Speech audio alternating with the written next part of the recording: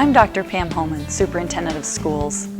We are committed to see that each and every day a student attends our schools and participates in our classrooms, he or she gains value academically, socially, and emotionally. Our mission is simple: to educate and prepare each student to succeed in a changing world. We know we can count on the parents and the entire community to join our dedicated teachers, support staff, administrators, and school board members in making this a great year.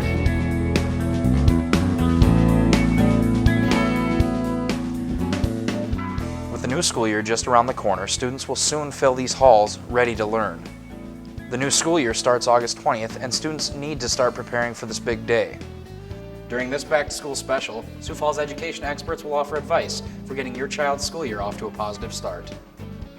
First, let's start with the instant your child wakes up in the morning. Students will struggle early on if they don't start getting good rest. A study by the National Sleep Foundation found school-age children, 1st through 5th grades, get an average of 9.5 hours sleep each night, but experts recommend 10 to 11 hours. To help with this, a parent is to keep the student's room dark, cool, and quiet. Also avoid having TVs or computers in their room. Now, what to do when you actually get up in the morning? We have all heard that breakfast is the most important meal of the day, but sometimes those crazy mornings just won't allow it. Finding time for a balanced breakfast can be difficult, but it's the best way for children to start each school day. The Supervisor of Health Services for the Sioux Falls School District, Jacqueline Kelly, says that protein, bread, and a dairy should all be included in a student's breakfast. It's a very important meal. Calories should really carry them through the early morning hours. Not all school buildings have a snack mid-morning, so you're really carrying them up right to lunchtime. And so it's a very important meal, and we know that it has to happen pretty early for these kids. So don't be afraid to feed them a good, plentiful breakfast. All Sioux Falls elementary schools do have breakfast programs in place. Balanced morning meals that include French toast, cereals, and bagels, as well as a variety of fresh fruits, juices, and milk, are served every morning between 7:30 and 8 o'clock. Price information is available at each elementary location, as well as application forms for the limited income families to receive reduced prices, which can be submitted at any time during the year. Remember that if your child has ongoing medical needs or allergies, you need to inform a school nurse immediately. Any medication, even for a common cold, needs to be administered by certified school personnel. It's very important that we know the medical needs of the child as they come to our school buildings. The school nurses there and the secretaries as well are all taking in information starting in early August and across the summer actually for kindergarten kids.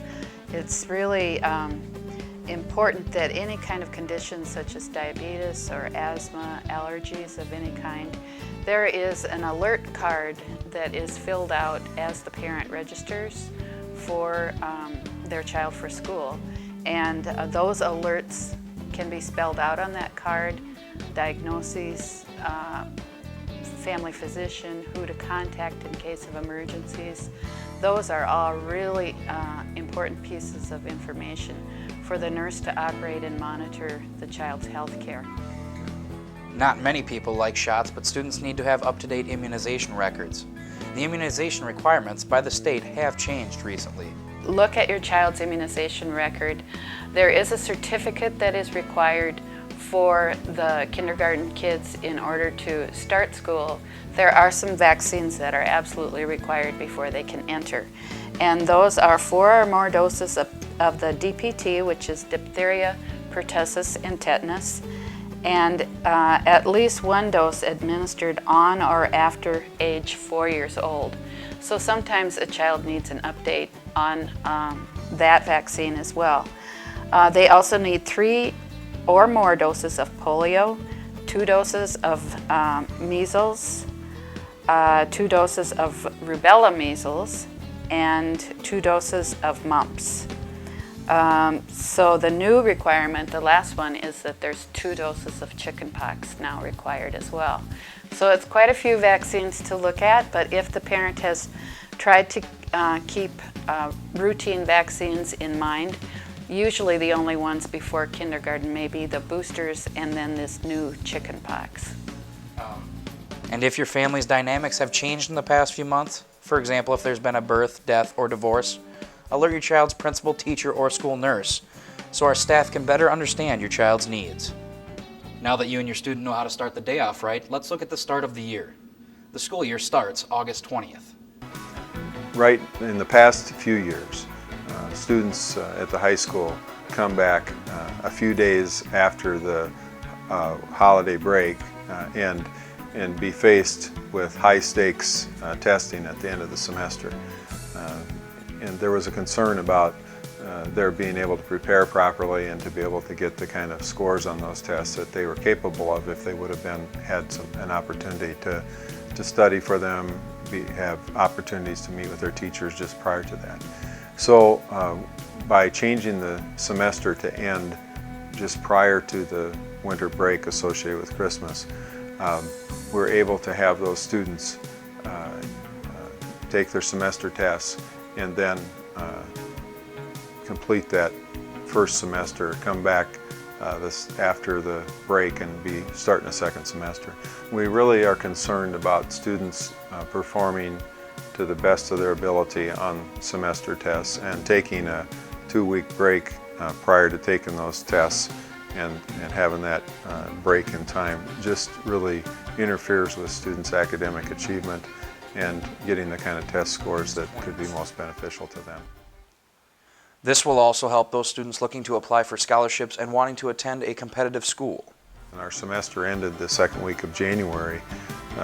Then it was the end of February, first part of March before those transcripts were ready for students. Now, because this happens right before the break, teachers will have a work day following the semester test days. They'll get their grades in, and then over that break period, those grades will be processed through the computer system, and by early January to mid-January, those will be ready for students to use. When we look just beyond high school into post-high planning and career decision-making, that extra time that they have their grades and their transcripts in those application process also gives them an advantage. If you have moved either into or out of a Sioux Falls school district, then you need to register your child at their new building before their first day of school. This can be done by stopping at your child's new school. You will be able to find out which building they need to attend by calling 367-7276 or checking the district's website online at www.sf.k12.sd.us. We want to know how many students we're going to have in the building as soon as possible so that we can be prepared for them. If a number of students move into a school, we may need to add a section at elementary, and we want to be able to do that as early as possible so it eases the transition for staff and students. Make sure to have all the required materials with you when you register your student. The school district does require proof of a physical examination to be completed prior to the first day of school, with a 60-day extension provided upon request before entering any school program. Any child entering kindergarten will be 5 years old on or before September 1st. But if we want to have safe schools in Sioux Falls, we need to have parents, students, and our school staff members working together to keep those schools safe. And one of the best things we can do is if an incident occurs, we need to have parents and students telling us about that so that we can address that and we can keep our schools safe. Safety is a top priority in the Sioux Falls School District. Security cameras have been installed in all of the middle school and high school buildings. Results from a recent safety survey show that the district is moving in the right direction. Over 90% of both staff and students said that they felt safe in both the middle and high school levels. Remember to stay involved with your child's education. This has been made a little bit easier with the district's website feature called Parent View. This feature will give you secure access to grades, attendance, discipline, and lunch account information for all students kindergarten through 12th grade. Students who entered high school prior to 2006 need to acquire 22 credits before graduating. The State Department of Education has decided to implement new graduation requirements for any student who will graduate in 2010 or later. You can talk to your school counselor for a more detailed description of these changes, or check out the state's website at www.state.sd.us/DECA. Parents are also recommended to stay involved with their child's safety in getting to school as well. Whether you are dropping a student off or driving by a school, you should always be cautious and aware of the possibility of students crossing the street. Resource officers Lance Matson and Hank Bain will give you a few tips. They need to get off of their bicycle and walk it across. Also, when you're riding on that sidewalk in the neighborhoods, you've got to be careful to watch for cars that might be backing out or coming out of their driveway. Normally a school zone goes at least a block from every direction from the school. It's a 15-mile-per-hour limit, and that's in effect when you can see kids. If the kids are in school, you can ride the normal speed limit, but when kids are present, it's a 15-mile-per-hour limit. You can't be running late and expect to get to school on time and do the speed limit like it should be. Just be extra careful and slow down around the schools and watch out for the kids. You're gonna have to take your time, allow the person to go, make sure you make the stop at the stop sign, wait your turn, you know, there's other people moving there. It's not a place to be in a hurry. You just have to take your time and have some courtesy. I think where we see a big problem is when people come up to the intersection and want to make a right turn on red. You need to make that complete stop, and you need to look, because once those kids enter into that crosswalk, they have the right-of-way, so you really have to pay attention. For parents, especially for young elementary kids, go ahead and take some time before school starts and walk your child to school several times. Determine a path that they're going to take. Visit with your child about the stranger danger and not to approach strangers no matter what they say, that normally a stranger, an adult, will not ask a child for help. That's not a normal procedure. And remind your child that they're going to go somewhere different than straight home after school to let you know where they're going to be, so you won't have to report them as a missing child because you don't know. Just some common sense safety rules, but things that you can take for granted. Talk to your kids about that kind of stuff. School bus safety is important as well. Obviously, when the bus has its yellow flashing lights on, that's a slow down and caution, and when it has the red flashing lights, you need to stop, either approaching or coming up from behind the bus. Over 5,000 students use a school bus for transportation to and from school, with buses traveling over 3,500 miles on 250 routes a day throughout the 176-day school year. Many local stores are ready to fill your child's school supply needs. Pens, pencils, and paper fill the aisles for you and your student. The cost of these tools is minimal if you shop smart. The cost to supply a first grader is around $10 and about $25 to buy supplies for an 8th grader. More information on these topics can be found in the school directory. All elementary students will be sent home with one, and they will also be made available for middle and high school parents at open houses and back-to-school sessions. You can pick up a copy of the directory at the Instructional Planning Center located at 201 East 38th Street. Remember, school starts for all Sioux Falls Public School students Monday, August 20th. Thanks for watching KLearn TV.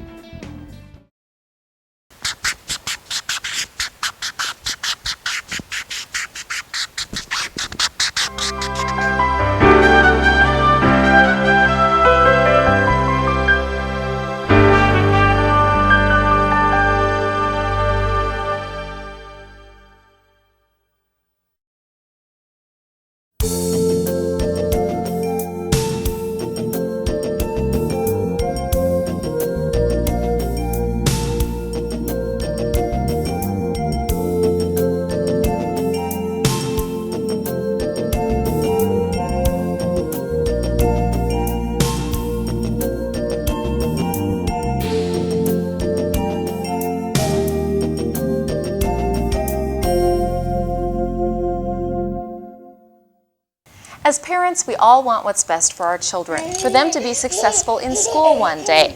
And these early years are so important to their discovery, their rapid learning, and their social and emotional development.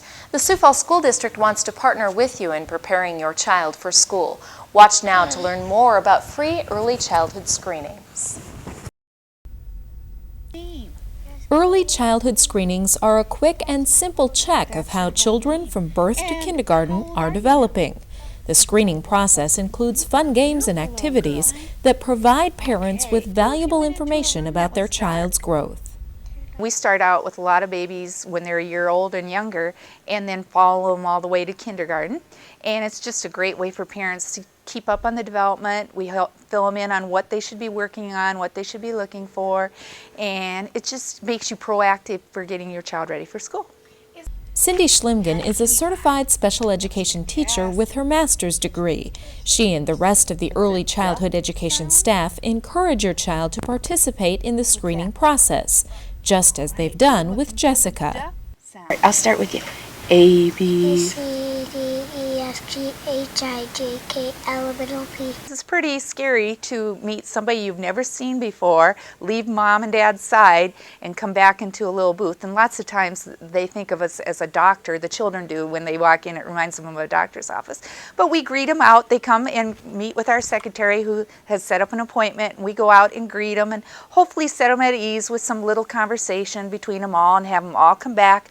We have a toy area where we have them go play until they are comfortable, and then we take them into our little screening area, not testing, and we are very non-threatening. It's not, doesn't tell whether they can go to school or not, and we try to be very positive and giving them lots of perks for whatever they do in there.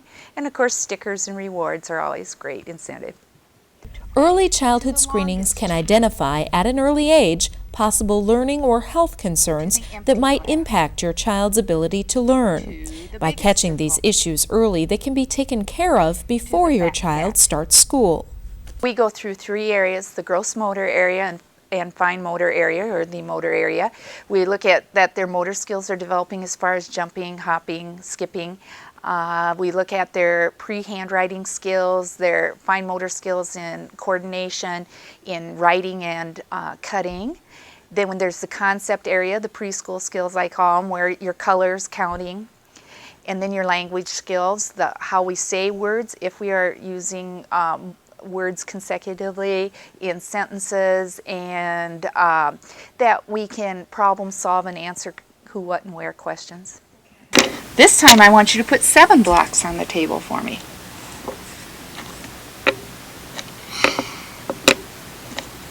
All screenings are age appropriate. Depending on the cooperation of the child, each evaluation takes about 15 to 25 minutes. Let's listen in on a portion of the screening process. Fat cat. See how I have 3 piles? I'm going to mix them all up. Now you have to put them back the way I had them.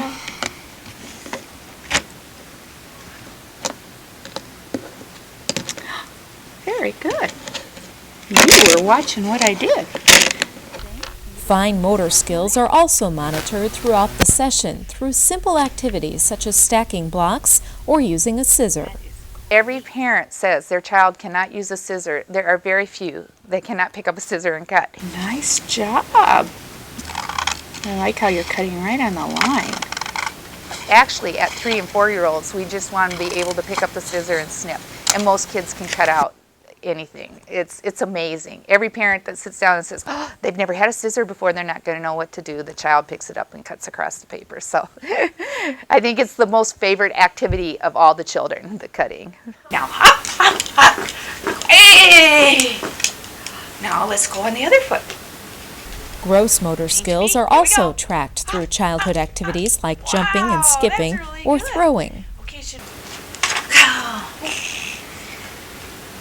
Hey, good job!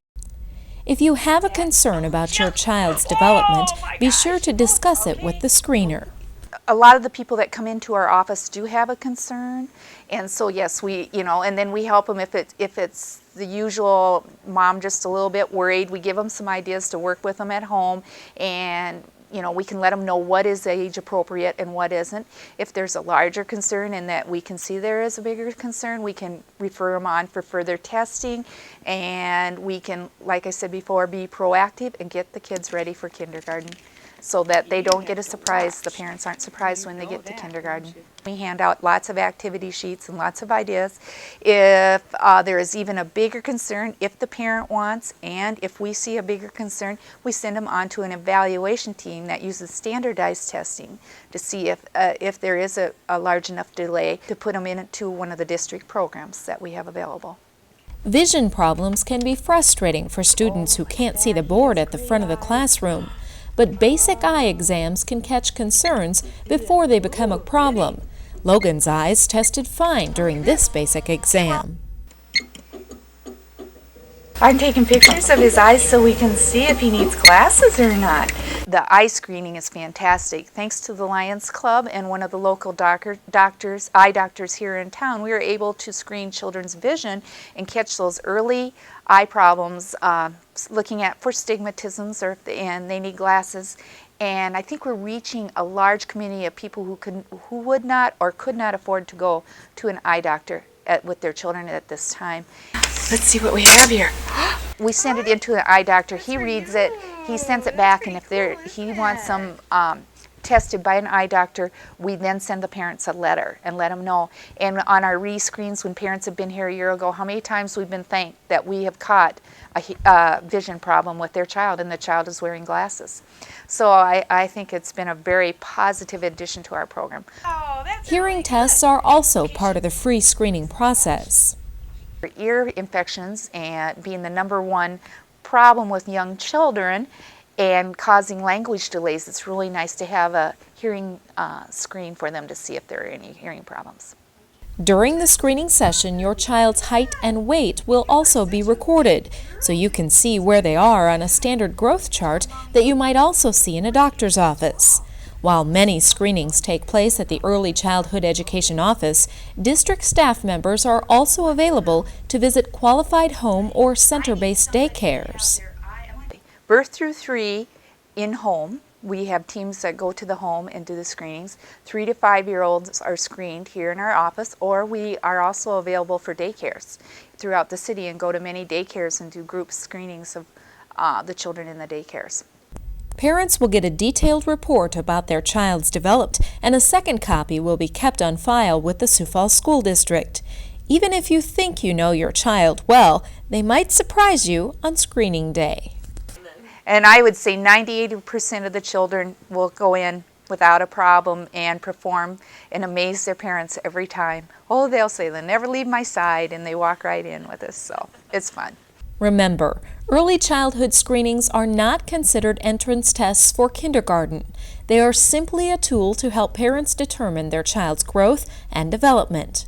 To learn more about this free screening or to make an appointment, call 367-8488. The Screening and Evaluation Office is open year-round, Monday through Friday, with evening appointments also available. Together, the Sioux Falls School District and parents can prepare our children for a positive school experience. Information is power. It gives you more information about your child, and it's always good to be proactive.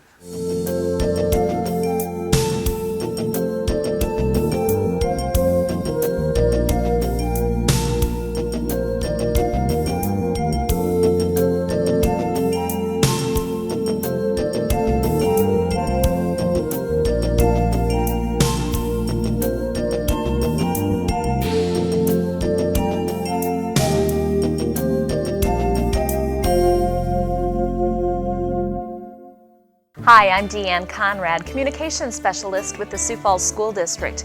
You're watching K-Learn TV, your classroom connection, where we focus on positive news about our students, our staff members, and our schools. There are plenty of great things going on in the Sioux Falls School District. Thank you for investing your valuable time in learning more about us.